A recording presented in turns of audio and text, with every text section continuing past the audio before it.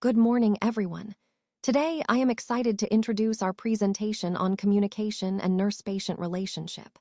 This is a fundamental aspect of nursing practice that greatly impacts patient care and outcomes. On this first slide, you'll see the title, Communication and Nurse-Patient Relationship, and I want to briefly share what we'll be covering. We'll explore effective communication techniques, the importance of building trust, and how strong nurse-patient relationships enhance overall care. Let's get started. Now, let's take a look at our learning objectives for today. First, we'll explore the importance of effective communication in nursing. As nurses, clear and compassionate communication is essential for building trust and ensuring patient safety. Next, we'll describe the phases of the nurse-patient relationship, which helps us understand how to develop a strong, therapeutic connection with those we care for. We'll also discuss how to maintain open and ongoing communication with both patients and their families, recognizing that family involvement can be a vital part of care. Finally, we'll cover proper documentation and reporting techniques, which are crucial for continuity of care, legal reasons, and ensuring that everyone on the healthcare team is on the same page. These objectives are all interconnected and support the overarching theme of providing patient-centered, effective care through skilled communication. Let's talk about the definition and importance of communication. Communication is essentially the process of exchanging information, thoughts, and feelings between people. It's how we connect and understand each other. Now, this might seem simple, but in healthcare, effective communication is absolutely critical. It plays a vital role in ensuring patient safety because clear communication helps prevent errors and misunderstandings. It also supports teamwork, allowing healthcare providers to coordinate and collaborate effectively. And finally, good communication helps build therapeutic relationships, which are key to providing compassionate and effective care. So, as we move through this presentation, keep in mind that communication isn't just about talking. It's about creating understanding and trust that ultimately improve health outcomes. Let's take a closer look at the elements of communication. First, we have the sender, which is the person or entity initiating the message. The sender is responsible for encoding the message, putting their thoughts into words or symbols. Next is the message itself, the information or idea that the sender wants to convey. Then we have the channel, which is the medium through which the message is transmitted. This could be spoken words, written text, or even nonverbal cues like gestures. The receiver is the individual or group who receives and interprets the message. It's important to remember that effective communication depends on how well the receiver understands the message. Feedback is a crucial element too. It's the response from the receiver back to the sender, indicating whether the message was understood or if clarification is needed. And finally, there's the environment. This includes the physical, social, and cultural context surrounding the communication process. All these elements work together to make communication effective. Understanding each part helps us become better communicators, especially as we explore how these pieces fit into the bigger picture of message exchange and understanding. This slide doesn't contain enough information. That's why we're moving to the next slide. Now, let's take a closer look at the different types of communication. First, we have verbal communication, which includes spoken words and conversations. This is perhaps the most direct way we share ideas and information, whether in person, over the phone, or via video calls. It's important because it allows for immediate feedback and clarification. Next, there's nonverbal communication. This encompasses body language, facial expressions, gestures, and even eye contact. Often, what we don't say can reveal just as much as our words. Recognizing nonverbal cues helps us understand the true message behind the conversation and improves our overall communication skills. Then, we have written communication. This includes emails, reports, memos, and other forms of written documents. Written communication is vital for maintaining records, conveying detailed information, and ensuring clarity over time. It's especially useful when a message needs to be precise and accessible for future reference. Finally, electronic communication covers digital methods like instant messaging, social media, and communication apps. These tools have revolutionized how we connect, making it faster and more convenient to communicate across distances. As we increasingly rely on technology, understanding how to use electronic communication effectively becomes essential. Connecting all these types back to our overall theme, effective communication in any setting often involves a combination of these methods. Recognizing which type to use and mastering each one can significantly enhance our ability to share ideas clearly and build strong relationships. This slide doesn't contain enough information. That's why we're moving to the next slide. Let's take a closer look at the principles of effective communication. First, clarity and brevity are essential. When we communicate clearly and keep our messages concise, we help ensure our audience understands us without confusion or unnecessary details. Next is accuracy and honesty. Being truthful and precise builds trust and credibility, which are the foundations of good communication. Active listening is also crucial. It means fully engaging with the speaker, showing genuine interest, and understanding their message before responding. Feedback and empathy go hand in hand. Providing thoughtful feedback and demonstrating empathy helps foster a connection and shows that you value the other person's perspective. Lastly, appropriate timing is key. Knowing when to communicate, whether it's the right moment or the right setting, can make a significant difference in how your message is received and understood. All these principles tie back to our overall goal: to communicate effectively, build relationships, and achieve our shared objectives. Let's take a closer look at some common barriers to effective communication. First, language differences can pose a significant challenge, especially in diverse settings where people may not share a common language or dialect. This can lead to misunderstandings or misinterpretations. Next, cultural barriers are equally important. They influence how messages are sent and received, as different cultures have varying norms and communication styles. Emotional stress is another factor. When someone is anxious, upset, or overwhelmed, it can hinder their ability to listen or express themselves clearly. Environmental distractions also play a role. Noisy or chaotic surroundings can make focusing on the message difficult. Lastly, physical impairments such as hearing or speech difficulties can create additional hurdles in achieving clear communication. Understanding these barriers helps us develop strategies to overcome them, ensuring our messages are understood and our interactions are more effective. Remember, recognizing these challenges is the first step toward creating more inclusive and successful communication. Today, I want to talk about overcoming communication barriers. It's really important to ensure that our messages are understood clearly. One way to do this is by using simple language, keeping our words straightforward so everyone can follow along easily. Validating understanding is also key. We should check in with others to make sure they've understood what we're saying. Maintaining eye contact helps build trust and shows that we're engaged in the conversation. Creating a calm environment is equally important, as it helps everyone feel comfortable and open to communication. And finally, when language differences are a hurdle, using interpreters can make a big difference, ensuring that everyone's voice is heard and understood. These steps are essential in breaking down barriers and fostering better communication overall. Let's talk about the nurse-patient relationship. This is really the foundation of effective care. It's defined as a therapeutic and professional bond between the nurse and the patient. But what does that mean in practice? Well, it's more than just a friendly interaction. It's about building a connection that promotes healing and trust. This relationship is based on 3 key pillars: trust, empathy, and respect. Trust is crucial because patients need to feel confident in their nurse's care and advice. Empathy allows us to understand and genuinely share in our patients' feelings and experiences. Respect, of course, reminds us to honor their dignity, individuality, and rights. Remember, fostering this kind of relationship isn't just good practice. It's essential for positive health outcomes.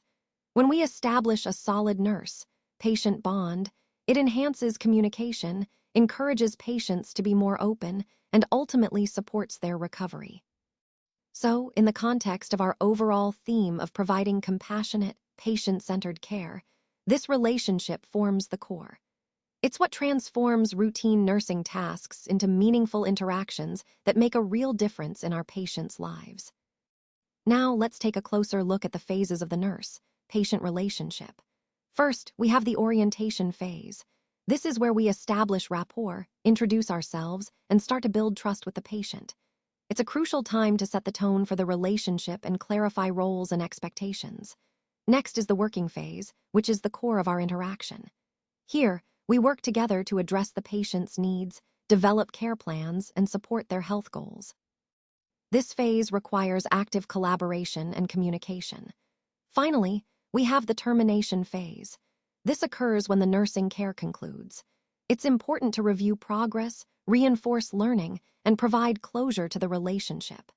Recognizing these phases helps us deliver patient-centered care effectively and ensures a positive experience for both the patient and ourselves. This slide doesn't contain enough information. That's why we're moving to the next slide. Let's take a closer look at some key characteristics of a strong therapeutic relationship. First, trust and confidentiality are absolutely essential. Clients need to feel confident that what they share stays safe and private, which helps build a foundation of trust. Without that sense of security, open communication becomes much harder. Next, empathy and respect play a vital role. Showing genuine understanding and valuing the client's perspective fosters a supportive environment. It's about really listening and demonstrating that you care, which encourages honesty and engagement. Professional boundaries are also crucial. Maintaining clear and appropriate limits helps preserve the integrity of the relationship and ensures that it remains focused on the client's needs. Finally, active listening is a powerful tool. This means truly paying attention, not just hearing words, but understanding the underlying feelings and concerns. When we listen actively, we validate the client's experience and reinforce the trust between us. All of these elements, trust, empathy, boundaries, and active listening, are interconnected and fundamental to creating an effective and ethical therapeutic relationship that supports positive outcomes. Let's talk about professional boundaries. Maintaining a therapeutic distance is crucial because it helps us stay focused on the patient's needs without becoming personally involved. This distance allows us to provide effective support while keeping the relationship professional. Avoiding personal involvement is key. We want to be empathetic and supportive, but not crossing into personal territory that could complicate the care. Protecting patient privacy is another fundamental aspect. It's our responsibility to ensure that their personal information remains confidential at all times. These boundaries are essential because they help us build trust, ensure ethical practice, and ultimately provide the best care possible. Remember, staying within these boundaries keeps the relationship safe and professional, which benefits both the patient and us as caregivers. Let's talk about the importance of empathy, respect, and active listening in patient care. First, showing understanding of patient feelings is crucial. It helps build trust and makes patients feel genuinely cared for. Next, respecting each individual's uniqueness means recognizing that everyone has their own experiences and perspectives, which should be honored in our interactions. Finally, listening attentively and responding appropriately is all about being fully present, giving our undivided attention, and providing thoughtful responses.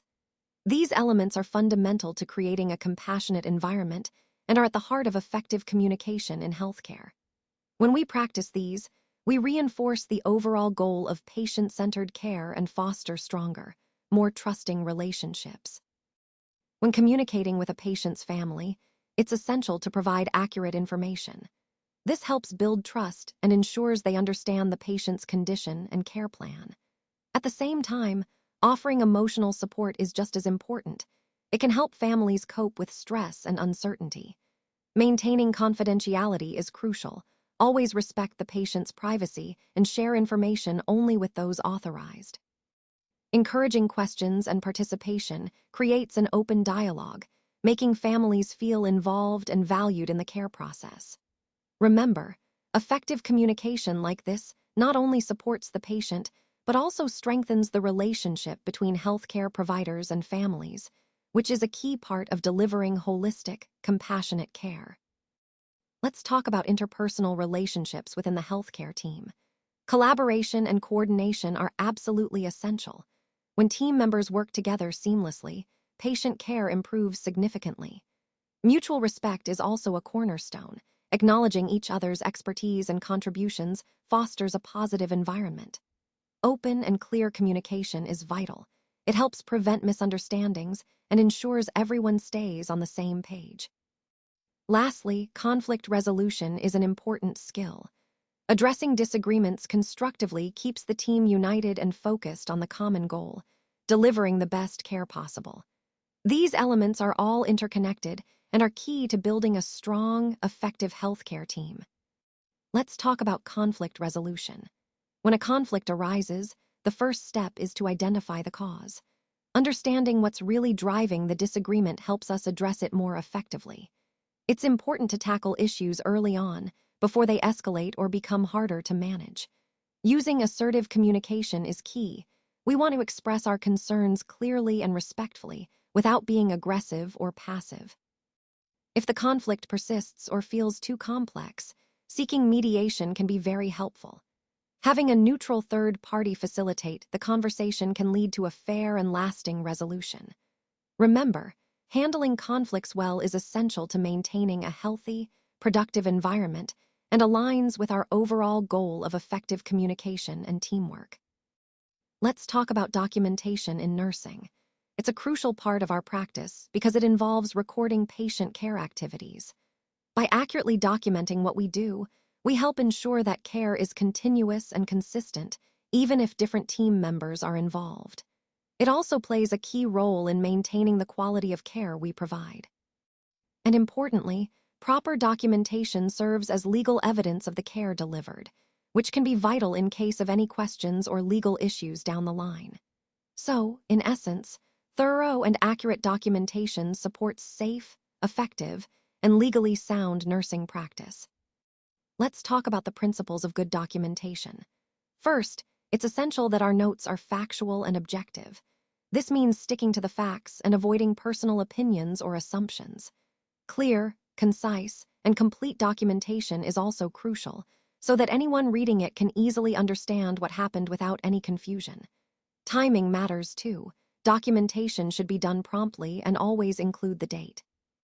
Don't forget, every entry should be signed by the nurse who made it, confirming responsibility and accountability. Lastly, documentation must be kept confidential to protect patient privacy. By following these principles, we ensure our records are reliable, professional, and serve their purpose in providing quality care. Today, I want to talk about the different types of nursing records that are essential for providing quality patient care. First, we have nursing notes. These are detailed, written records where nurses document patient assessments, observations, and interventions. They serve as a crucial communication tool within the healthcare team. Next, we have flow sheets. These are organized charts that allow us to quickly record and review vital signs, intake and output, and other measurements over time. They help us monitor trends and changes in a patient's condition efficiently. Then, there's the electronic health record, or EHR. This digital platform consolidates all patient information, medical history, lab results, imaging, and more in one accessible location. It improves accuracy, reduces paperwork, and enhances coordination. Finally, medication records are vital for tracking all medications administered, ensuring safety, proper dosing, and avoiding errors. As we move through this presentation, keep in mind how these different records work together to support comprehensive, safe, and effective nursing care. Let's talk about documenting patient care and procedures. It's essential to record all nursing actions accurately. This includes not just what assessments we perform, but also the interventions we carry out and the outcomes we observe. Proper documentation helps ensure continuity of care and clear communication among team members. Remember to use standard abbreviations to keep records clear and consistent. It's also important to avoid erasures or blank lines in your documentation, as these can lead to confusion or questions about the accuracy of the record. Overall, thorough and precise documentation supports patient safety and quality care, which ties back to our overall goal of providing the best possible nursing practice. Let's talk about the legal and ethical aspects of documentation. When it comes to legal documents in court, it's crucial that your records are accurate and honest. Any discrepancies or false information can have serious legal consequences. Remember, your documentation can be used as evidence, so it must truly reflect what happened. Additionally, maintaining patient confidentiality is a core responsibility. We have to protect patient privacy at all times, ensuring that sensitive information isn't shared improperly. These principles are fundamental to upholding trust and professionalism in our practice, and they connect directly to the overall theme of providing ethical, reliable care through proper documentation. Now, let's talk about verbal reporting. This is a crucial communication tool, especially during shift handovers and emergencies. When you're handing over responsibilities or responding to urgent situations, clear and concise communication is essential. That's where the SBAR format comes in. It provides a structured way to relay information effectively. First, we have the situation, where you describe what's happening right now. Next is the background, giving some context or relevant history.